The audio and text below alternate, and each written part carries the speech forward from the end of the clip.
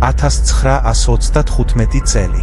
კაცი, რომელსაც უკვე ერთხელ ჰქონდა გადაწერილი სამყაროს კანონები, მაგიდას მიუჯდა, შეხედა განტოლებას და იგრძნო რაღაც, რისი უფლებაც თითქმის არასდროს მიუცია საკუთარი თავისთვის.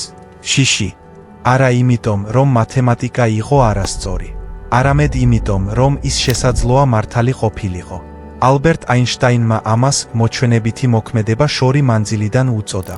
ორი ნაწილაკი, რომლებიც ერთმანეთს დაშორდნენ და არსებობის საპირისპირო კიდეებზე გადაიყარნენ. ოთახის იქით, გალაქტიკის იქით მნიშვნელობა არ აქვს, რატომღაც მაინც ერთად მოძრაობდნენ. შეეხე ერთს და მეორე შეკრთება. მყისიერად. მათ შორის არანაირი კავშირი, არანაირი შეფერხება, არანაირი მექანიზმი, რომელიც ჩაეტეოდა იმ სამყაროში, რომლის რუკასაც მან მთელი ცხოვრება შეუსწავლა. ამიტომ მან გააკეთა ის, რასაც ნებისმიერი ჩვენგანი იზამდა ისეთი ფაქტის წინაშე, რომელსაც ვერ ვიტანთ. მან მთელი დარჩენილი კარიერა იმის დამტკიცებას შეალია, რომ ეს არასწორი იყო. მას არასდროს მიეცა შანსი ენახა, როგორ დასრულდა ეს ყველაფერი. მაგრამ ჩვენ ვიხილეთ. და პასუხმა, რომელსაც იგი ასე მედგრად ებრძოდა, მხოლოდ ფიზიკის ერთი გვერდი კი არ გადაწერა, მან გააღო კარი კითხვისთვის, რომელსაც კაცობრიობა ათასობით წელია უტრიალებს. კითხვისა არის თუ არა საერთოდ რამე, ან ვინმე ოდესმე სინამდვილეში განცალკევებული ყველაფერი დანარჩენისგან. სანამ უფრო შორს წავალთ, ერთი რამ გააკეთეთ ჩემთვის. კომენტარებში აკრიფეთ მხოლოდ ერთი სიტყვა, დაკავშირებული. ნუ დაფიქრდებით ზედმეტად. დაწერეთ ახლავე, სანამ თქვენი ტვინის რაციონალური ნაწილი გადაგაფიქრებინებთ. ერთ წუთში მიხვდებით, რატომ. იმიტომ რომ საქმე რაშია, ის, რასაც ახლა მოისმენთ, უცნაურ ადგილას იმყოფება. ნახევრად ზუსტი მეცნიერება, ნახევრად კი რაღაც უფრო ძველი რაღაც, რაზეც მისტიკოსები ჩურჩულებდნენ დიდი ხნით ადრე, ვიდრე ვინმე ნაწილაკების ამაჩქარებელს ააგებდა. ეს არ არის ვიდეო, რომელიც გთხოვთ დაიჯეროთ მაგია. ეს არის ვიდეო რაღაც რეალურზე, რაღაც დოკუმენტირებულზე, რაღაცაზე, რამაც ნობელის პრემია დაიმსახურა. და შემდეგ ის დაგისვამთ კითხვას, თუ რა უნდა მოუხერხოთ ამ ყველაფერს. მოდით, დავბრუნდეთ იქ, სადაც ყველაფერი დაიწყო. გამათთა. 1935 წელს აინშტაინმა და მისმა ორმა კოლეგამ, ბორის პოდოლსკიმ და ნათან როზენმა, გამოაქვეყნეს ნაშრომი, რომელიც ფიზიკას მომდევნო 50 წლის განმავლობაში მოსვენებას არ მისცემდა. მათი მტკიცება იყო მარტივი, თითქმის ჯიუტად მარტივი. კვანტური მექანიკის თანახმად ორ ნაწილაკს შეუძლია გახდეს ჩახლართული, იმდენად მჭიდროდ დაკავშირებული, რომ ერთის გაზომა მყისიერად გეტყვით მეორეს მდგომარეობას, განურჩევლად მათ შორის არსებული მანძილისა. აინშტაინისთვის ეს უბრალოდ უცნაური კი არ იყო. ეს იყო შეუძლებელი. ჩანდა, რომ ეს მოითხოვდა ინფორმაციის სინათლეზე სწრაფად გადაადგილებას. ერთადერთი რამ, რასაც მისივე ფარდობითობის თეორია კატეგორიულად კრძალავდა. ის მათემატიკას კი არ ეკამათებოდა. ის ეკამათებოდა იმას, რასაც მათემატიკა თითქოს ჩურჩულებდა. რაღაც უნდა ყოფილიყო აკლებული. რაღაც ფარული ცვლადი, რაღაც უფრო ღრმა მექანიზმი, რომელიც მეცნიერებას ჯერ არ უპოვია. ნილს ბორი ფიქრობდა, რომ აინშტაინი ცდებოდა. არა ცოტათი ცდებოდა, ფუნდამენტურად ცდებოდა. ბორს სჯეროდა, რომ კვანტური მექანიკა სულაც არ იყო არასრული. ის უბრალოდ აღწერდა სამყაროს, რომელიც არასდროს გვპირდებოდა, რომ ისე მოიქცეოდა, როგორც ჩვენ ველით. მისი შეხედულებით, ნაწილაკებს არ აქვთ ფიქსირებული თვისებები, რომლებიც აღმოჩენას ელოდება. სანამ მათ გაზომავთ, ისინი არსებობენ შესაძლებლობათა ერთგვარ ნისლში. არა იმიტომ, რომ ინსტრუმენტები არ გვაქვს მკაფიოდ დასანახად, არამედ იმიტომ, რომ იქ ჯერ არაფერია განსაზღვრული სანახავი. აინშტაინი სძულდა ამ იდეას. მან ერთხელ საპასუხოდ იკითხა, ნახევრად ხუმრობით და ნახევრად განრისხებულმა, არსებობდა თუ არა მთვარე მხოლოდ იმიტომ, რომ ვიღაც მას უყურებდა. თითქმის 30 წლის განმავლობაში ვერავინ წყვეტდა ამ საკითხს. საუკუნის ორი უდიდესი გონება ჩარჩენილი იყო უთანხმოებაში, რომელიც მთლიანად თეორიაში ცხოვრობდა, ბრწყინვალე, გადაუჭრელი და გამოუცდელი. ის იქ იყო, როგორც ნამსხვრევი, რომელსაც ვერავინ მისწვდებოდა. შემდეგ 1964 წელს ფიზიკოსმა ჯონ ბელმა გააკეთა რაღაც, რასაც არავინ ელოდა. მან იპოვა გზა, რათა ფილოსოფიური კამათი რეალურ, ფიზიკურ ტესტად ექცია. გზა, რათა მართლაც ეკითხათ სამყაროსთვის, ვის მხარეს ხარ? ტექნოლოგიას კიდევ 10 წელი დასჭირდა იდეისთვის ფეხის ასაწყობად.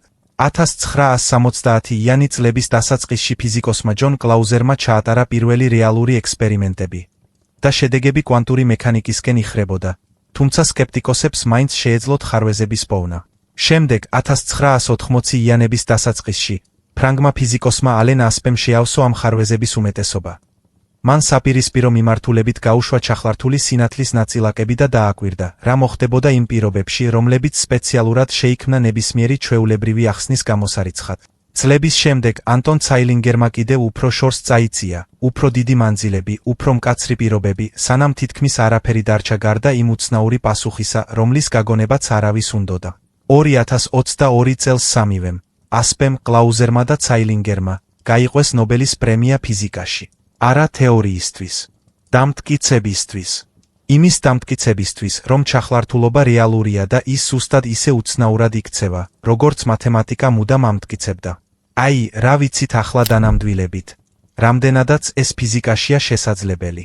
ორ ნაწილაკს შეუძლია გახდეს ჩახლართული. როგორც კი ეს ხდება, ერთის გაზომვა მყისიერად კორელირებს მეორესთან, განურჩევლად იმისა, თუ რამდენად შორს არიან ისინი ერთმანეთისგან. ისინი არ ესაუბრებიან ერთმანეთს. ეს სიტყვა გულისხმობს სიგნალს, შეთხობინებას, რაღაცას, რაც მათ შორის მოგზაურობს, და ასეთი რამ არ არსებობს. ეს ამაზე უცნაურია. გარკვეულ დონეზე, ისინი საერთოდ წყვეტენ ორ ცალკეულ ობიექტად ყოფნას. ისინი იქცევიან როგორც ერთი სისტემა, რომელიც უბრალოდ ორ სხვადასხვა ადგილას იმყოფება. მინდა აქ ერთი წამით შევჩერდე, რადგან სწორედ აქ უხვევენ ხოლმე ვიდეოები არასწორი მიმართულებით, და მე უარს ვამბობ, ვიღო კიდევ ერთი ხმა, რომელიც ამ ხმაურს ემატება. ჩახლართულობა არ მოგცემთ საშუალებას გააგზავნოთ შეთხობინება სინათლეზე სწრაფად. ეს არ არის ტელეპათია. ეს არ ნიშნავს, რომ შეყვარებული ორი ადამიანი ჩუმად არის კვანტურად დაკავშირებული რაიმე პირდაპირი, გაზომვადი გზით. ამ ლიმიტს სინამდვილეში სახელი აქვს. ფიზიკოსები მას უწოდებენ არასიგნალო თეორემას. თქვენ არ შეგიძლიათ გამოიყენოთ ჩახლართულობა გამოსადეგი ინფორმაციის გადასაცემად, წერტილი მიუხედავად იმისა, თუ როგორ სურთ სათაურებს ამის შეფუთვა. მაგრამ აი, რა მოგცა ამან? რაღაც უფრო უცნაური ვიდრე კომუნიკაცია და მართალი გითხრათ, უფრო საინტერესო. დამტკიცება იმისა, რომ განცალკევებულობა უმცირეს მასშტაბზე, რომლის გაზომვაც შეგვიძლია, შესაძლოა არ იყოს ისეთი მყარი, როგორც ჩანს. ეს არის ნამდვილი ამბავი. არა ის, რომ ნაწილაკებს შეუძლიათ საუბარი. არამედ ის, რომ სამყარო შესაძლოა საერთოდ არ იყოს აგებული ცალკეული ნაწილებისგან. არამედ არის ქსოვილი, რომელიც მხოლოდ იმ ადგილიდან ჩანს ნაჭრებად დაჭრილი, სადაც ჩვენ ვიმყოფებით. ოდესმე დამართნიათ მსგავსი რამ, სიახლოვე ვინმესთან, რომელიც დროსა და მანძილს არ ემორჩილება, ფიქრობთ ადამიანზე, რომელთანაც წლებია არ გისაუბრიათ და ტელეფონი რეკავს. გრძნობთ უცნაურ სიმძიმეს გულში და მოგვიანებით იგებთ, რომ სწორედ იმ მომენტში შეიცვალა რაღაც თქვენთვის საყვარელი ადამიანის ცხოვრებაში.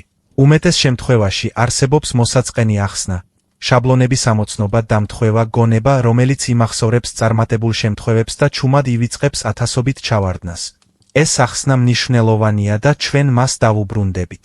მაგრამ ჰკითხეთ საკუთარ თავს. მეცნიერებაში აღმოჩენილთაგან რატომ არის ჩახლართულობა ის, რასაც ხალხი მუდმივად მიმართავს, როცა ცდილობს ამ გრძნობის აღწერას? იქნებ იმიტომ, რომ ეს გვაძლევს უფლებას, ხაზების სხვაგვარად გავავლოთ. არა იმიტომ, რომ ეს ამტკიცებს, თითქოს ეს პირადი მომენტები სიტყვასიტყვით კვანტური იყო. არა, ეს ასე არ არის. არამედ იმიტომ, რომ თვით ფიზიკამაც კი ყველაზე ჯიუტმა, სკეპტიკურმა დისციპლინამ, რაც კი ადამიანებს შეუქმნიათ, ჩახედა ყველაფერს და აღმოაჩინა რაღაც, რაც ბილიარდის ცალკეულ ბურთებზე ნაკლებად იქცევა და უფრო ჰგავს ერთ ურთიერთდაკავშირებულ სისტემას, რომელიც ერთდროულად ერთზე მეტ ადგილას ჩნდება. მოდით, კიდევ ერთი ფენით ჩავუღრმავდეთ, რადგან ეს მხოლოდ ნაწილაკებზე არ ჩერდება. ადამიანის ისტორიის თითქმის მთელი პერიოდის განმავლობაში მთავარი დაშვება იყო განცალკევებულობა. თქვენ მთავრდებით თქვენს კანთან, მე მთავრდები ჩემთან. ის ხე არ არის მის თავზე არსებულიცა, რომელიც თავის მხრივ არ არის ჰაერი, რომელიც ახლა თქვენს ფილტვებს ავსებს. ეს ისეთი ფუნდამენტური დაშვებაა, რომ არასდროს გვიფიქრია მის კითხვის ნიშნის ქვეშ დაყენება. ის გამჯდარია ჩვენს ენაში, ჩვენს თვითშეგნებაში, თვით ჩვენს ბიოლოგიაშიც კი, რომელიც დაბადებიდანვე დაპროგრამებულია გაავლოს მკაცრი ხაზი მე, სადაც ყველაფერ დანარჩენს შორის, რადგან ეს ხაზი გვაცოცხლებდა. მაგრამ თუ დააკვირდებით ნებისმიერ რამეს, ხაზი იწყებს ბუნდოვანებას. თქვენი სხეული სინამდვილეში არ არის ფიქსირებული ობიექტი. ეს პროცესია, ატომების მუდმივი გაცვლა გარემომცველ ჰაერთან, საჭმელთან, რომელიც დილით მიირთვით, წყალთან, რომელიც გუშინ დალიეთ. თქვენს ხელში მყოფი ნახშირბადი ჯერ კიდევ იმ ვარსკვლავში შეიქმნა, რომელიც მანამდე ჩაქრა, ვიდრე ეს პლანეტა საერთოდ იარსებებდა. თქვენ სიტყვასიტყვით ნასესხები ვარსკვლავური მტვერი ხართ, დროებით განლაგებული ფორმაში, რომელმაც საკუთარ თავს თქვენ უწოდა.